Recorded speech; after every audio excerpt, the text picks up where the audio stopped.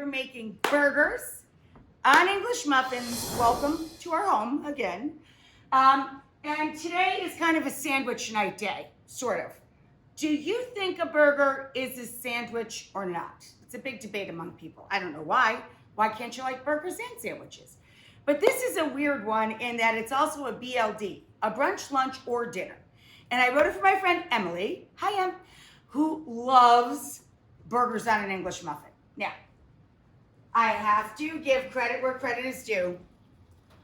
Oprah and Gail, Oprah picked it for her list. These are model English muffins. They are actually a ciabatta dough, so an Italian bread dough, and it's cooked in clarified butter. Anyway, we're making burgers on English muffins, but the most important ingredient is something you can use for a couple of weeks in a bunch of ways.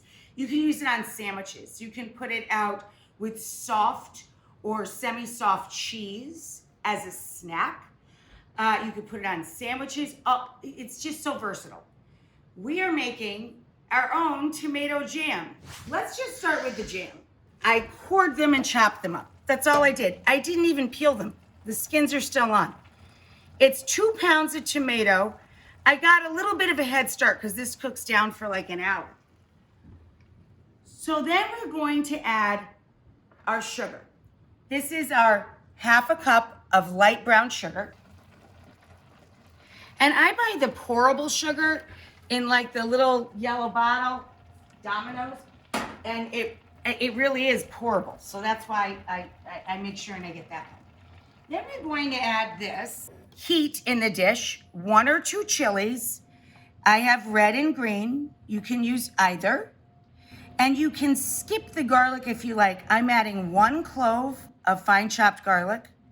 Some people don't like a garlicky flavor in their ketchup, so you can just go with the ginger, but I strongly recommend the pairing of ginger and chili.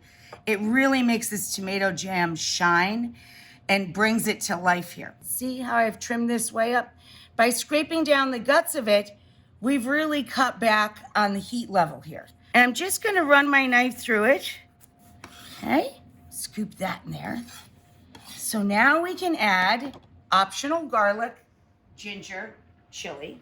Drop that all in. We'll give it a big stir in a sec. We're not done yet. We gotta add all of our spice. So now in the dish, we're going to add this crazy combo here. The tiniest amount is ground clove or allspice, about 1/8 teaspoon. That's right here in the dish. Then we have ground cinnamon, or I buy smoked cinnamon from La Boite, my spice buddies, I would say. And we have about 1/2 teaspoon of that. Then we move up to about 1 teaspoon each of cumin. That's this, smoky, earthy, yummy. And some granulated onion. And of course, just salt. Now, when it comes to the cayenne, I'm gonna add a little cayenne, even though we have fresh chili too. You can do a 1/2 teaspoon, just a little good pinch of cayenne dry, or you can use cayenne pepper sauce. If you're going to use the sauce, use a full teaspoon, okay? So any cayenne pepper sauce, and I just eyeball it. That's about 1 teaspoon. So we stir. And now this has got to do a little bit of work. It's going to take about an hour for this to cook down.